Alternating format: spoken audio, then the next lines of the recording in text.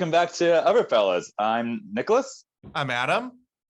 and today we have an interesting topic. So it is 2022. It is the 60th anniversary of the Bond movies, going back to Dr. No. And our last Bond is done. He got vaporized. Spoilers, if you haven't seen it by now. So it means we have a new Bond coming in, who may or may not be announced this year, which means a whole new sort of, not just relaunch, but their first movie. And we wanted to kind of go back and take a look at each actor's, the six films that have been each actor's first films. Yeah. Just like what works, how it sort of sets the tone for them, and does it set the tone? Do the rest of the films go off in different ways? I was kind of inspired by this when I saw your list of your favorite Bond films. He would kill. But no, it just. I love it. I love it. I've loved it since I was 10 years old. I can't help myself. I'm happiest in the saddle. when we rewatched Die Another Day, I was like, oh, this is kind of fun for the first half. I mean, they're all. I can't judge. No, there's the channel Bond Experience, David Zursky, we all know and love.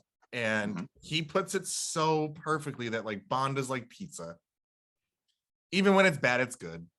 So oh yes. Die Another Day is like getting, day old Pizza Hut. Yeah, I still like it. Is it the best pizza ever had? No. Is it satisfying at the moment? Oh yes. Oh yeah. Yeah. And it's better with that was the end of someone's. Oh God, yes, it does. What are you drinking today, Adam? I have a little bit of whiskey and Coca-Cola. Cool. I am drinking a daiquiri made with Blackwell rum. Yum. So just something light, refreshing. It's January and it's still pretty warm here in LA. Yes, I'm in a turtleneck. I know.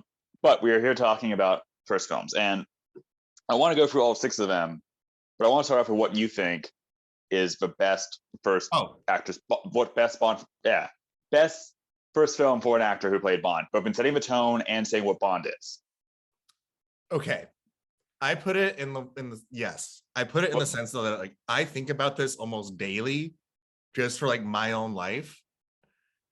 Enter your life or enter your day like Roger Moore does in the role of James Bond. He doesn't give a shit. He just does it. There's no pomp or circumstance or close-ups of the cigarette and close-ups of the car and like all these little reveals like they did with Lazenby. He just is. He just is Bond. He's charming as shit. You're not thinking about Connery. He's just there. Live and Let Die. That's the one. Roger Moore in Live and Let Die just enters the role and kills it. And it's also like a weird introduction in that it's just him and the lady. And then you meet M and Moneypenny and even and also credit to Bernard Lee and Lois Maxwell. They don't skip a beat either. They're not just like, oh, you're new sort of thing. They just carry on.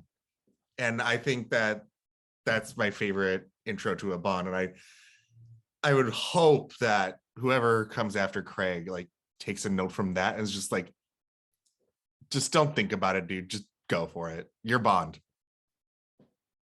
Okay. This is interesting because I honestly had Live and Let Die at the bottom of my list. Really? Yeah. Okay. So cool.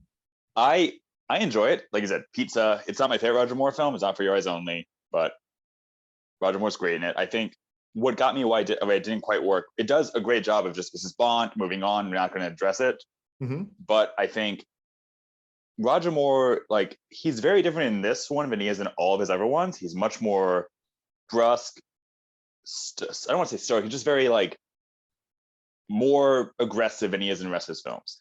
And there's a camp element there, but it doesn't quite have it feels like an exploitation film. You get to the iconic Moore films, Spy Who Loved Me, Moonraker, even, Octopus. There's a big opulence, epic, sweeping tone. Bit more, it's not there. And so it doesn't feel like it sets the tone for the Moore era. It doesn't say what his Bond is going to be. That's interesting because that's something I would say for every Bond is that their first film it plants some seeds, but it doesn't grow fruit until the third. Mhm. Oh, And the third film theory that that's that the third film. Zwirsky And and Darlington I have. think it's kind of, there's some truth to it. I don't think that Brosnan ever matched Goldeneye. Oh no, and GoldenEye's far better on my list for that same reason. And Goldeneye is a perfect reboot film, like perfect.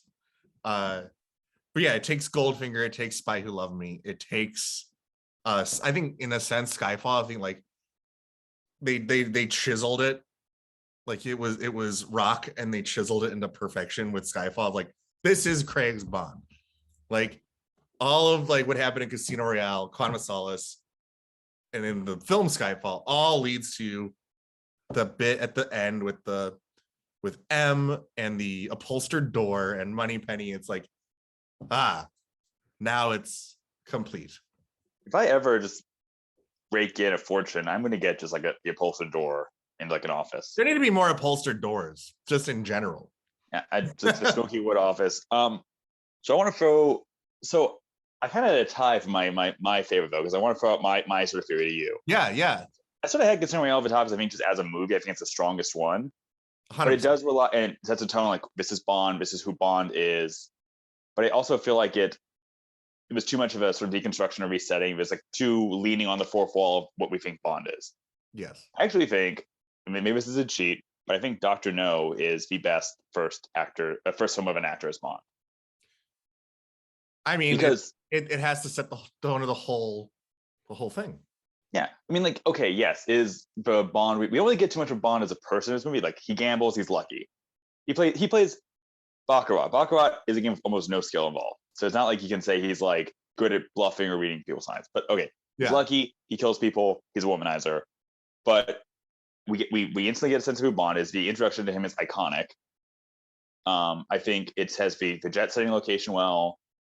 And then also just I think the idea of like Bond villains and lairs and the iconic face-off scene. Mm-hmm. Like it's a low budget thing. It's not quite save a scale of like You Only Live Twice, but Joseph Wiseman as Dr. No is so iconic with 10 minutes of screen time, and the lair is iconic. Ken Adams nailed it. Mm-hmm. And like it really is. It created the formula. And you know, Connery, I mean, okay, Connery's Bond didn't get much acting chances, but like I feel like we get a clear sense of who Bond is, and that's what stayed with it the whole way through Connery's tenure. Yeah. I completely agree. I would just add that it took Goldfinger, like Terrence Stamp directed Dr. No, and it has all the ingredients, but then you needed like an outside perspective to be like, I like all these things. Now let's mix them just a little bit, like turn it up here, turn it down in some places, and there it is. And I feel like Goldfinger is the quintessential perfect Bond movie, and set and like truly set the formula. But I mean, at the same time, like, you know, there's no place like home, or I'll make him an offer he can't refuse. Bond, James Bond, in that moment in Dr. No is film history. Like that is cinema. So, and it still works. That like, opening scene with Bond is start from the beginning. I've had friends start from the beginning during lockdown. It was like, oh, I hear you like James Bond. I'm going to try him out. And like a friend would just turn on Dr. No, like start from the beginning, and then text me like, holy shit, this guy's cool. This is this year. I've seen the Craig films, and I started watching that, and like they were a bit surprised of like not as much action, but like they're like, oh wow, that was good. The villain's great. Like I get it. I get why this is a thing. And I don't know. I feel like it just set the tone.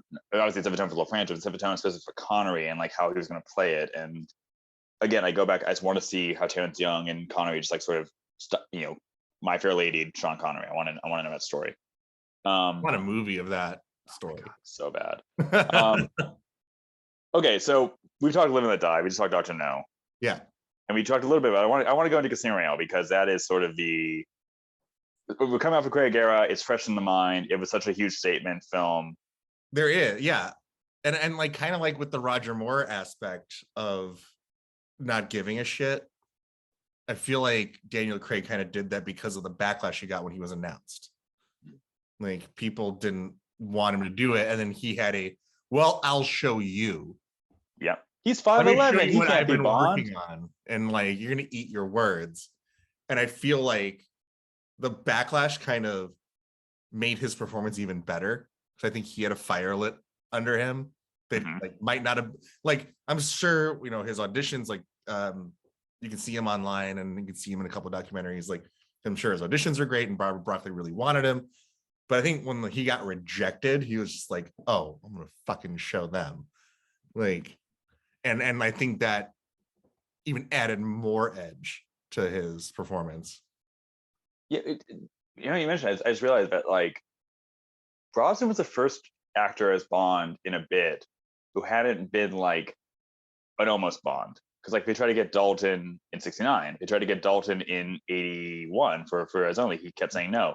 And they tried to get Brosnan in '87, and they got him, and they lost him.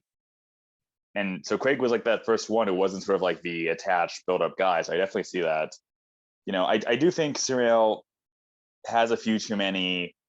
We're not Austin Powers. We're going to reset the franchise. Like, you know, Monica Martini shaking her stirrups. Do I look like I give a damn? Oh, sure. Yeah. There is a bit of on a meta level fighting back against that. But I think the idea of, you know, the half hitman, half monk, the how can you enjoy killing people sort of thing like that, it really set a tone. It brought back some of the rough and tumble aspect what we were missing, which we get all the way. Even okay, Spectre not so much, but like No Time to Die, he's getting beat up, he's getting bloody.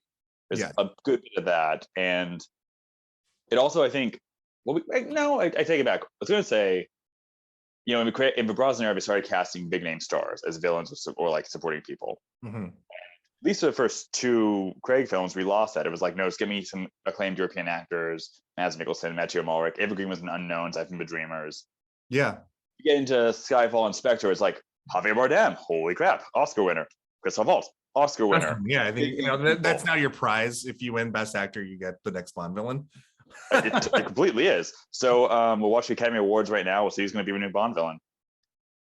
All right, Andrew Garfield. I'd watch it. Oh, hell yeah. Watch it. Oh, goodness. We'll do our villains episode, but man, do I have the villain. We'll get to that. But coming this month, friends. So yeah, I mean, that's my take on Casino Royale. I mean, you're right. The third film, and definitely does sort of change halfway through Craig's tenure, but I think it just does such a good job of like reestablishing Bond, reestablishing the actors. It was like another Dr. No, in my opinion. Like, so many people know James Bond from that movie. Younger folks especially. Like, oh yeah, I saw Daniel Craig. I haven't seen any others. There's so many people that are like that. So that's their point of reference. And if that's their point of reference, then that's fine. It's a great movie. Yeah, Martin Campbell, come on. Yeah. I think but I think it's especially impressive that Martin Campbell introduced two completely different Bonds. I want to talk to you down the line, like what we want from like, you know, the next Bond film for the 60th anniversary, but like Martin Campbell said he'd be interested in coming back. He's too old. He'd do the hat trick. Yeah. Well, yeah. But I would say that the Brosnan introduction is amazing. I hate the Lazenby introduction. Really? You mean I was just like the opening introduction, like the whole movie? No. I mean, as a first and last film, perfect. I'm saying, how did you introduce them as the character? Okay. Yeah, like I hated the Lazenby, like, we're not going to show his face. We're not going to do this. We're not going to do that. It's like, look, you're hiding the fact that it's not Connery, and you're just making us wait to realize it's not Connery. Like, as an audience member in 1969 or something, I would be really pissed and then just ultimately disappointed. So I get why he never became a hit actor for that film, because like the film was embarrassed to show him. Yes, and it's a complete shame, because I mean, you've seen it in this channel, you've heard us talk about this. We love that movie. We love George. Oh no, movie. Totally. He's right here. With so, but it's funny you mentioned that though, because I realized this as you're saying that both Majesties and Diamonds do the exact same thing for both her actors. They build up a reveal of a face. Oh yeah. Majesties builds up to they both build up to the I'm Bond, James Bond. Diamonds is the opening of Diamonds is so weird because they sort of rush through it all. It's a very like They rush through it, but it's the exact same kind of concept where it's like and even I'm Connery gonna says punch him, Bond you're is gonna see the Bond in a back very of him, you're gonna fast see him way. over the shoulder, like you're gonna do all these things, and then you get a nice shot, a medium shot of him just hello. In terms of like editing and cinematography, Majesties does it better just as a movie. Oh yeah, absolutely. I mean, Yeah. I enjoy the opening, but I can see how much of a disservice it was to just Lazenby. Like, just let him be the role. We don't need to meet the audience. And Majesties is such a weird film because when I was making my list of this, of like, looking at sort of like establishing the tone of an act of the actor's take on Bond, establishing like their tenure and where this is going to go. I love Majesties; it's my favorite Bond film. I put it dead in the middle because it goes back to Fleming the way that Casino Royale did, so it gets points there. But it's also it. I'm not saying it like it's not a sequel, but it definitely relies on this is Bond. You know who he is. You know who MR. You know who these people are. It's just Bond on a mission doing his thing, and the love story aspect makes it more of a. It's just a weird standalone movie. It's the oddball of the Bond franchise in a good way. It just doesn't. It's weird. I mean, I don't know. It's strange to say. It's weird. Like it's the opposite of how they introduced Brosnan in them. Like I think that's a good way to put it. To walk so that Brosnans could run. Yeah. I'll never and forget Brosnan's. being in the theater when the trailer was shown. Oh yeah, for GoldenEye. Yeah. And my parent, like, I had no real like connection to Bond at all. I didn't really know about it, but that trailer started, and I could hear my parents whispering, like, "I think it's gonna be Pierce Brosnan. I think it's gonna be Pierce Brosnan." And then he steps out of the shadow. Are you expecting someone else? And to this day, like, that's my favorite movie trailer, because the second that they're like, "Oh, it's Pierce Brosnan," that trailer starts, I'm like, I turn to my parents. I like James Bond. I don't know what this is, but I like it. that is the best. I wish I could have gotten into Bond that way so much. And okay, GoldenEye. You're right. Going back to the Craig thing, GoldenEye and the rest of Brosnan's era are completely separate in terms of tone and style and everything else. Yeah, but, I mean, I love Tomorrow Never Dies and World's Not Enough, but they've kind of they became parodies of themselves. They got so silly, and especially World's Not Enough because it was so indecisive. It's like serious oil pipeline plot, serious elements here. Meanwhile, buzzsaw helicopters and like weird gadgets and like weird camp. Dr. Christmas Jones. I can see the frustration that gave us Casino Royale. Like, yeah, what do we do? How do we, advance? Like, Austin Powers, for better or worse, had just come out. No, but it killed the idea, because like it was such a perfect parody. At least the first movie. Yeah. It's like, oh, you nailed it. You're doing those Bond movies. And it's hard to take that seriously again. Mm-hmm. I would argue that for the next person, we need to remind everybody that the last Austin Powers movie came out before Die Another Day. We are done with Austin Powers or being afraid of Austin Powers. Get weird again. And we're also done with the Bourne Identity gritty. Yeah. I mean, those did it very well, and especially Paul Greengrass on the sequels did it very well. Those movies are great. We are past the point of acknowledging and deconstructing things. We need to just construct something new. We just need a hero. We just need a good, rollicking, good time. Yeah. I want to get to that in a moment. Terribly sad about the characters. But I got to tell you, it's fifth on my list, but in terms of as a movie and setting like on the parameters I've set, but in terms of the introduction to the character, The Living Daylights is my favorite intro to a Bond actor there is. Oh, yeah. I mean, saving the best for last, really. As a movie, and I'll get into that, but like that opening, that pre-title sequence for The Living Daylights is so good. I mean, they cast two guys. One guy looked like Moore, one guy looked like Lazenby. You have Dalton. You only get a good look at any of their faces. You have the cool thing. Like Bond's a gritty action hero, a gritty spy. I think that's the hero shot that needs to be taught in film school. Like, this is like, all right, you immediately know, oh, that's the guy I'm supposed to follow. Also, again, Timothy Dalton had to walk so that Craig could run. Yes, and considering the behind the scenes element, like they had Brosnan, they lost Brosnan, they almost had Sam Neill, and then they called up Dalton last minute. He stepped into the role. They'd gone. I know you love View to Killing. They went one way of the style, they wanted to go back the other way. Pendulum swung back, and they're like, okay, this is how we're gonna do it. And Dalton committed. He was all in on it. And from the set piece to the womanizing, that set piece, that opening sequence is so perfectly Bond. Nothing but playboys and tennis pros. They didn't make that 2 hours. Now, one thing to notice when you go back and watch the Living Daylights opening is that it is mostly Dalton. Like, he did most of his own stunts in that. And one thing, I don't know where I heard this, if it was during one of the many podcasts or during the commentary of the movie, but the guy that Bond fights in that Jeep at the very beginning, one of the few guys that could do that kind of stunt work, and got the call like a day before he was supposed to report on set, and he was a stay-at-home dad and just had to leave like the kid with a nanny and just be like, hey honey, bye. I'm going to do James Bond.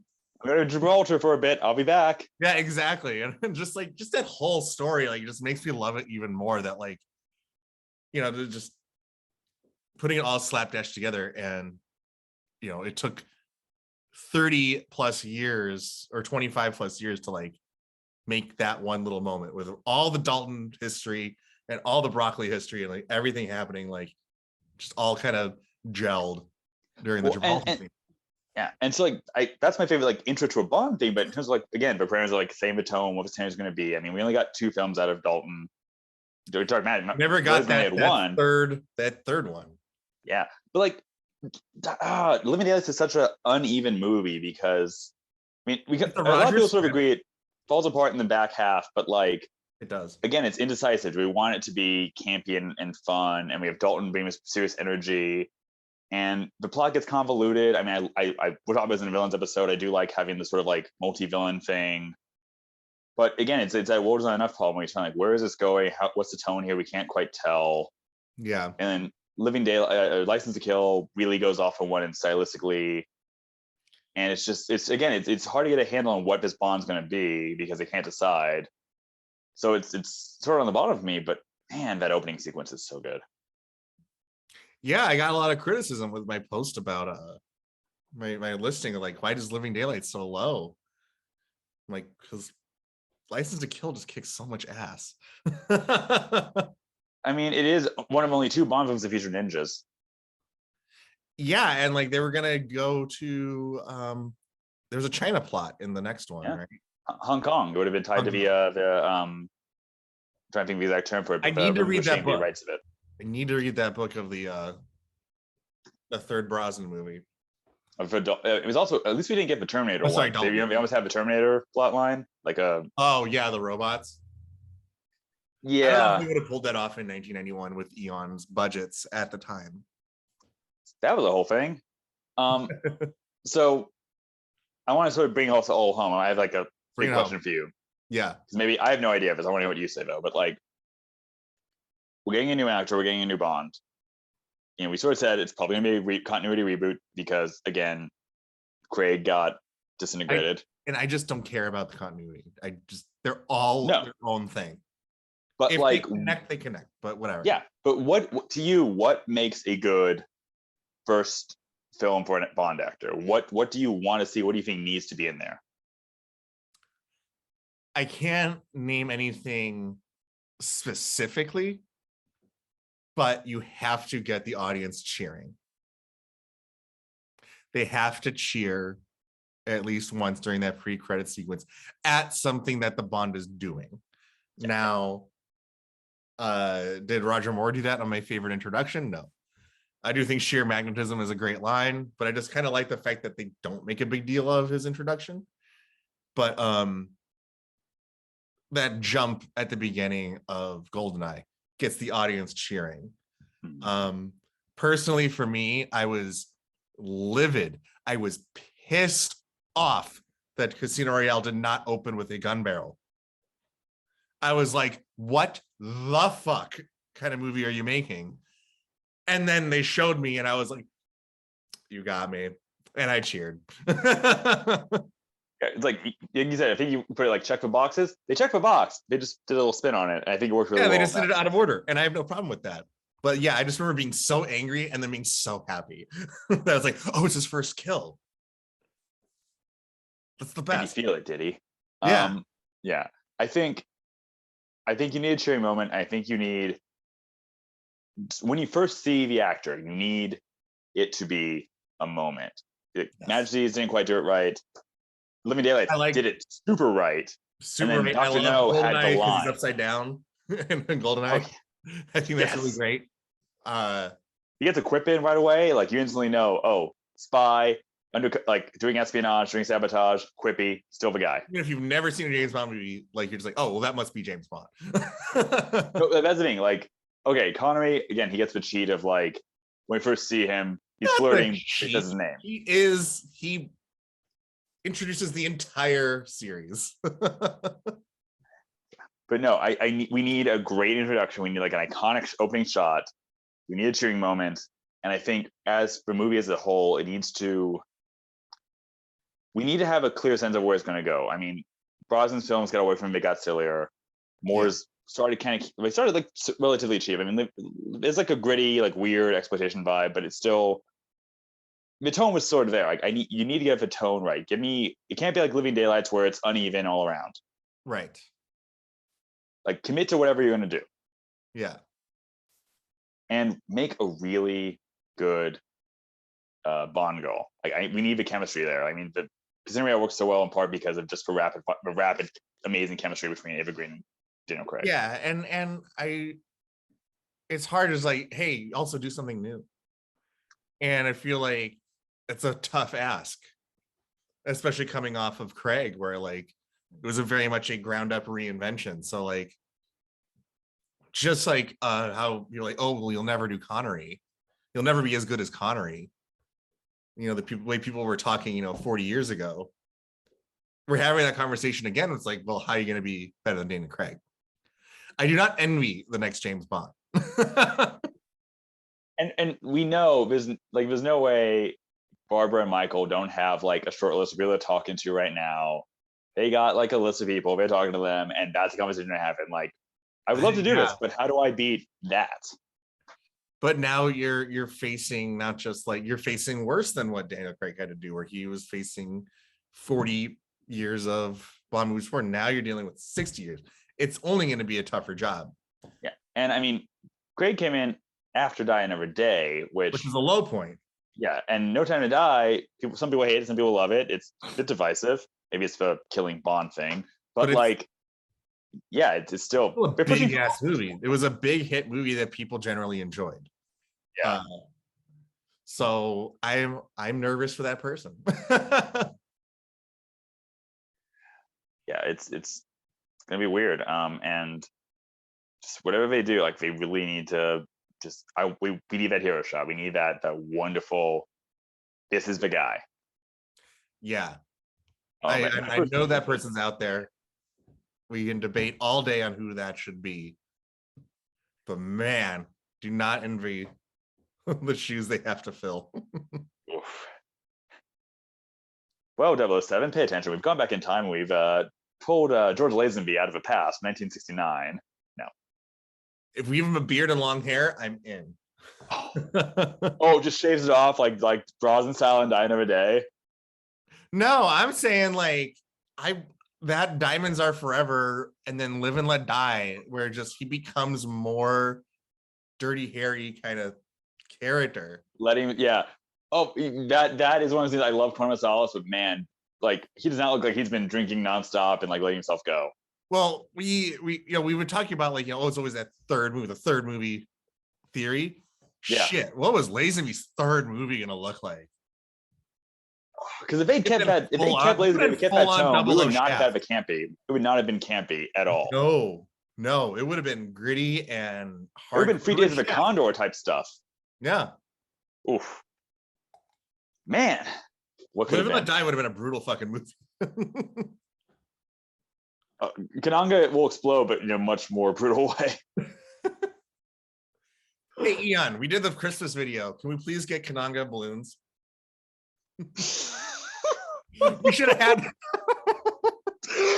Oh my. Okay. I know we already know because this video. It's January's recording this, but seriously, Eon, Barbara, Michael, let us There help you are with the next. We'll start planning Christmas for you. 358 days to get this done. We can get Kananga balloons. We can get some Heracles bio necklaces. It will be amazing. Where's Doodoo? Where's Doodoo? Where's the little knit Doodoo? That I'm shocked they have not made yet. There's some Etsy stuff. Zaritsky's shown some few places to go. You can find it. Go nuts. But yeah.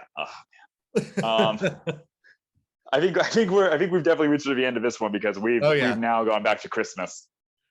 And I don't know any doctor jokes. I thought it only comes once a year. That's only if we're in Turkey. Then it comes twice a year. Well, this has been a great chat. You can tell the alcohol kicked in, guys. Yeah, I'm Adam. I'm Nicholas. We'll be back another time. And